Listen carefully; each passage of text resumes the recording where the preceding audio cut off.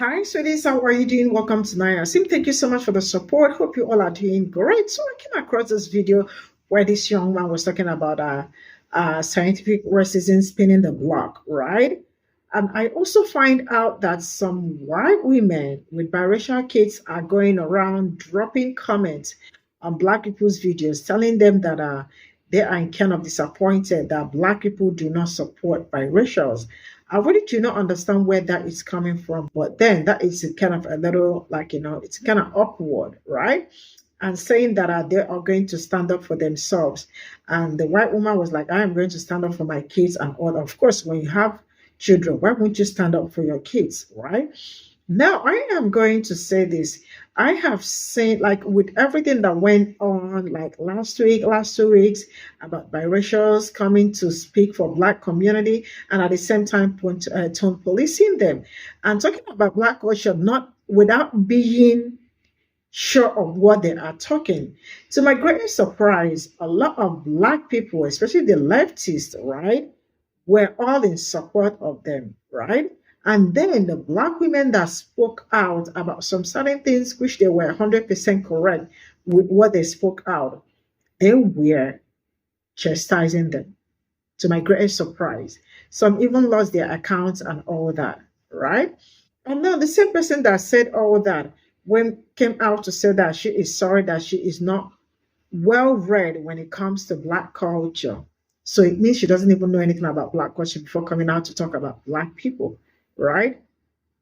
Let's get into the The way that scientific racism is spinning the block right now, and people are being convinced to sharpen weapons that will be used against them very shortly, is so scary. If you have not read Racism, A Short History by George M. Frederickson, I would encourage you to read that book just as a starting point to understand what's going on right now and to understand how wily and adaptable racism as an ideology is. The entire country across demographics is hurtling to the right when it comes to how we frame conversations and the ideologies we're using to justify the things we're talking about.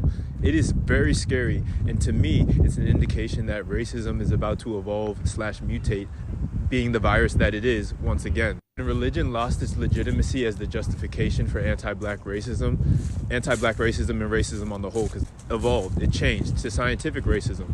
And when early forms of scientific racism like phrenology lost their legitimacy, it evolved once again to other forms of scientific racism. And I guess what I'm trying to say is racism has a pop culture function. It's not just about what is seen as true in the moment, it's about what resonates with the culture. So for a time, it was religion. During the Enlightenment period, it was like these early bubblings of scientific racism. And then in the 20th century, it was all about family dynamics and all these other stuff. But I'm saying, like, coming out of this multicultural, even though it's only on an aesthetic level largely, multicultural and diversity-driven era, I feel like racism that is justified by all sides scientifically speaks to our current cultural moment. Like the way we're allowing figures like Dr. Umar to slip in the most dangerous conservative ideology into what they're talking about, and we're accepting it now, whereas previously it was like, all right, it's a joke, and then like, oh, a broke clock's right twice a day, and now people are just full sale buying everything he says. Like, it's a dangerous mix. If you can't pick the bones out of fish, you should not eat red snapper, and that's a red snapper situation. That's not to say red snapper isn't good. Like, I grew up in this environment. My uncle learned directly from like Dr. Ben, like John Henry Clark, Francis Westling. These people hung out at my grandma's house. I've been around Dr. Umar himself. Not everything that these people say hits, like, just frankly. And a lot of it is dangerous, especially in our current political moment. It is so in line with what the far right is saying, and people don't even see it. It's just, I woke up in the middle of the night because it all just kind of hit me all of a sudden. Maybe because tomorrow is January 6th, but like, this shit is scary, bro. This shit is really, really scary. And that's why I left that video up about humor, because I don't think we understand how dangerous and powerful humor is, for good and for bad. Humor is how you slip a pill that's hard to swallow into the zeitgeist. And we're seeing that happen right now in real time. Like, we are literally braiding the rope that is going to be used to do terrible things to us right now. That's how I feel, and it's scary. It feels like manufactured consent for racism, because in the end, only certain people will be materially hurt by the fact that everyone is being convinced to buy into some version of race science that makes them feel better, or that, you know, whatever purpose it serves, everyone's buying into it. But it's only the intersection of material power with this ideology that will result in people being hurt. So it's like we're normalizing it, and that's the danger. Okay, yeah, I want to use this comment to say this. A lot of you guys are making this mistake, and it's fine if you don't like either of these things, but these are all very different things, right? Race science is not the same as genealogy. If you are very confused about what race science is, go to my YouTube channel. I made a video called The History of Whiteness, the historical construction of whiteness, rather. It goes into a little bit of that. Race science is where we get the terms Caucasian and Negroid and things like that. These were all terms that essentially existed to create a scale of value for humanity, where, of course, white folks are at the top, right?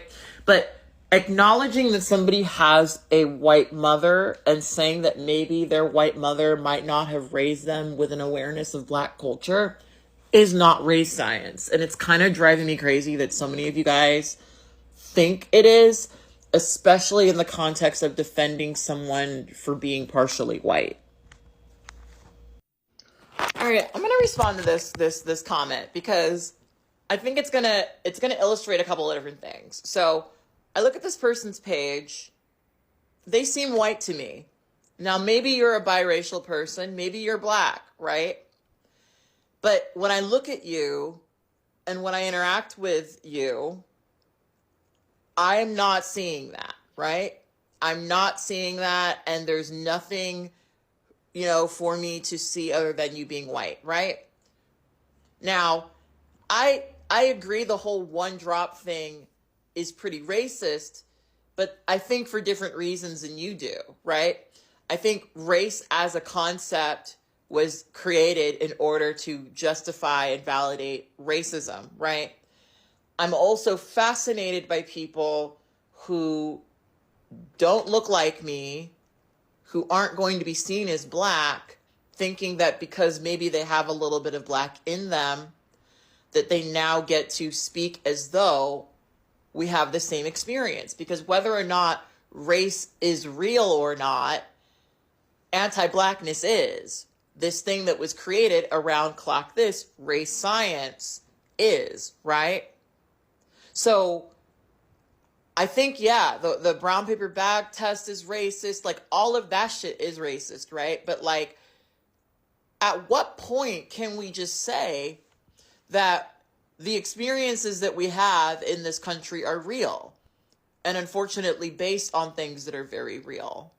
At what point do we get to, like, just say that without someone trying to insert themselves who especially does not have that experience? I think that's the thing that's baffling to me about this. Having so much access now to the way that biracial folks, express themselves on, and feel, I recognize that so many of them seem to resent not being able to usurp monoracial Black folks. And it's weird because, like, I'm not sitting around, believe it or not, with this antagonistic feeling about biracial folks, right? I think if you're biracial, you should celebrate the fact that you are more than one thing. I think it's great. I think it's really cool. I think that, people who come from a mixed background, there's a lot of great things that come with that, right? We'll get into that conversation in this video. But, like, at the end of the day, it's something I'm mostly neutral to. But what I've noticed is this resentment that a lot of biracial folks have purely for Black people speaking from their perspective. And when you actually peel back the layers of what this whole hand discourse was actually about, it's about that, really, right? Here's this person who was raised by a white mother who could have, most likely, it's very possible that, like, she could have had, an experience with Black Southern culture that would have given her that different interaction with it. But, like, probably not, most likely not. And I think that's the only reason why people said that, not to be like, oh, what do you have to say about this? You're biracial, right?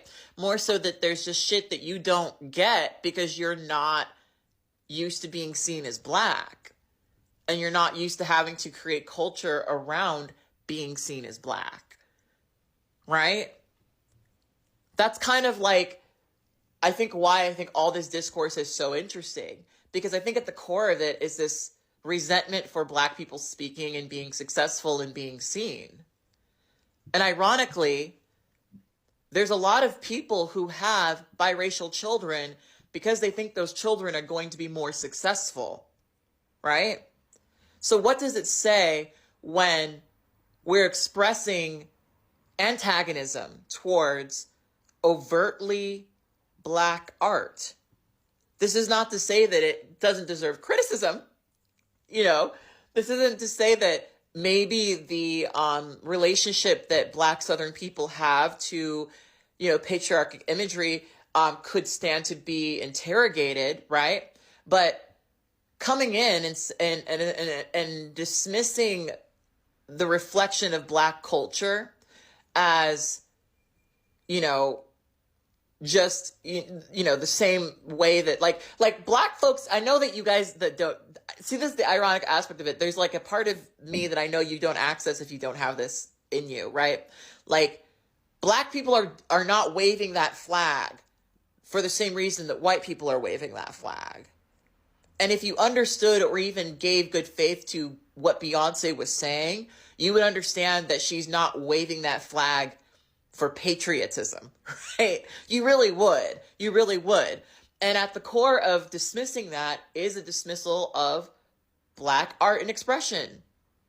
So for me, when I engage in this conversation and all of the other things connected to it, what I just continuously come back to is this resentment of visible blackness. And as I said in the previous video that I did, I will extend that actually to Han. Because I think the fact that Han is also being focused on, even as a biracial person who to me doesn't, I would have to look at her kind of hard to see that she's black. That doesn't mean much more than anything other than I wouldn't see her as black immediately, right? I said this in a previous video, but like some of us don't have that ability. And some of us, because we don't have that ability, have a very different way of moving through the world.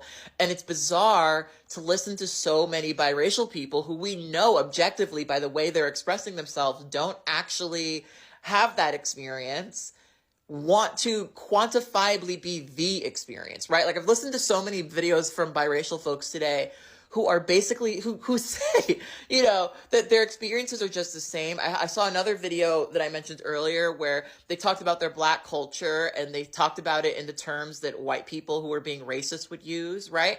Like I mentioned in a previous video, I was not raised in like a black hip hop family, right? So when I think of my black culture, I'm not thinking of what this biracial young lady said that they thought of: hip hop, fried chicken, and boondocks, right? This is that for me. Do you know what's crazy to me about that particular description? If I were to ask my white ex, who was himself biracial, by the way, he was white and Italian and Japanese, right? If I were to ask him what black culture was about, he might have said that shit, right? Right? But that's like an outsider's perspective, right? When you're in the perspective, black culture actually means so much more to that. And I know that for so many biracial folks, their relationship to blackness is a complex one. But really, I think the point that continuously is getting made by these biracial folks that are making these videos is that some of you guys don't have access to the culture. And it's interesting to me as a person who was raised in a predominantly Chinese and Korean community who had black parents, but didn't necessarily feel that infused with black culture, to recognize that, wow, my parents did a good job. Because the way that some of you guys are talking about your black side, it has resentment in it that I'm unfortunately going to say I know comes from a lot of y'all's white mamas, right? I have listened to far too many biracial, especially young women, speak about the way that their white mothers instilled them with anti-blackness that they then exerted on other people to like not clock it, you guys. And it's kind of fascinating to me that you don't see it. And ironically, I think the only reason you don't see it is because you're not monoracially black, right? So I don't know. We really went off on a tirade on this one, but like, yeah, the one drop rule is racist, da da da da da. But then why do so many people feel that because they have a drop of black in them, they can speak as though they have the same experiences as people who are recognizably black? It's really weird. Like, where does that come from if not white supremacy? Because white folks are constantly trying to speak as though they can speak with authority about black folks' experiences. Add a little bit of melanin into that, and suddenly now you get the authority to shift between. And ironically, that's a really common stereotype, that's been used against biracial folks all the time. But like, here we are seeing it kind of the way that like Han is black in certain conversations, white in other conversations, while always trying to claim blackness. It's very weird. So this is all I got from this video, and I am going to say something. The truth is that a lot of people, there are some people, I am not going to say like phenotypically, right? There are some people you will see, you will know that they are black, and some you may not know. I don't know if you understand, but there are also something I found out about black people. I mean, like, you people, you all are able to know where anybody comes from. I don't know how you do it, but that thing is in your DNA. There are some of them I do not know, right? Especially this Hannah.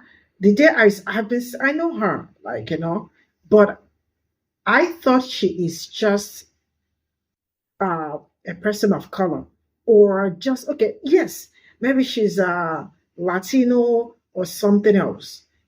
I did not know that she's mixed. I did not see it on her.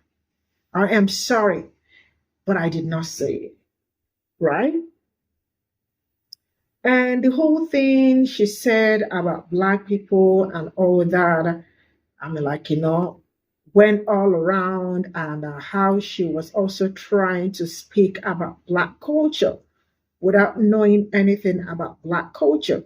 And there is something about speaking something that you are not sure of, and then talk like you are sure of it, and then back down or double down that you are sure. In the end, to come back that you are sorry that you were not, like, totally sure about the culture.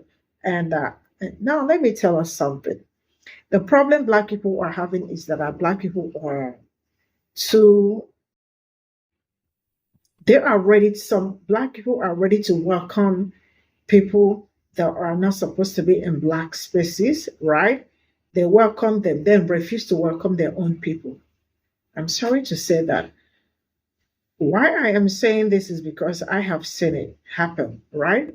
And I'm into social media, and I know what it's going on and what it's not going on. I understand this. This discourse that has happened within how many days has really shown me some certain things about black people. Some people are also like about us because we're all the same. Some people are chameleon, right? They were so quick to jump on side, leaving black women behind. And not just only doing that, they were going back and forth, back and forth, back and forth, causing more problem. And in the end, some people's pages were taken down. That was how bad it was. I personally decided not to bring that drama because that is not me. I am not bringing it. I can only say it, but you are not saying it. But we all know ourselves. We know that there are some certain things, there are some places we may go wrong, and there are some places we get it right. But this particular one, mm-mm, mm-mm. Some black women's pages were all gone.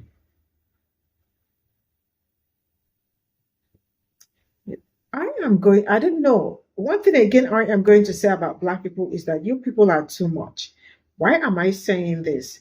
I am saying this because you all are always very, I'm not even quick. You all know who is white mom biracial and black mom biracial. I don't know how you do it, but you all do it amazingly well. And go back and forth, you definitely will find out that the person is a white mom biracial because their behavior is always something else. They are never for black people. See, one thing I am going to say is that I will never, ever, ever do something that will bring problem in black community. The best I can do is look for a way to make things right. But what I am saying is that we all can do better as human beings. Why? By shielding yourselves, shielding ourselves, right? But if you all feel that outsiders, or I am not saying outsiders are more important, the people that do not know anything about you, about your culture, are more important, go ahead, continue. One day you will find out, right? With everything that went on these few days and all that, people going really wild. Some people really opened my eyes on the kind of people they are. A black woman could not even defend herself because you all have opinion. You all choose somebody that doesn't even know what she is talking. A white woman, because I saw a white woman. I saw somebody wrote something in the comment section. She is biracial. I am not denying that she is biracial, but when there are some biracials you see, you will not, you will be confused. I used to be confused. Maybe you people, I know you people are like guru when it comes to, you all are so quick to read who is who and where the person comes from. Majority of the times, I am very confused, especially when it comes to biracial, especially when I cannot tell, is this, does this person have black or white or something? There are some of them that are just white, and I cannot figure out where they are from. And I will tell you, this is what I am seeing. Really, the best, see, we have to get our group together. I understand that there is no community without drama. I mean, drama is so important because it brings everybody back together. It brings the relationship going. It brings the love flowing and all that. But why doing that, or why trying to bring the commotion, or in the midst of that commotion and all that? Let's not lose guard, because when we lose guard, we lose ourselves. Let's sit together like bread and butter, right? That is just it. See you all in my next video. Bye for now.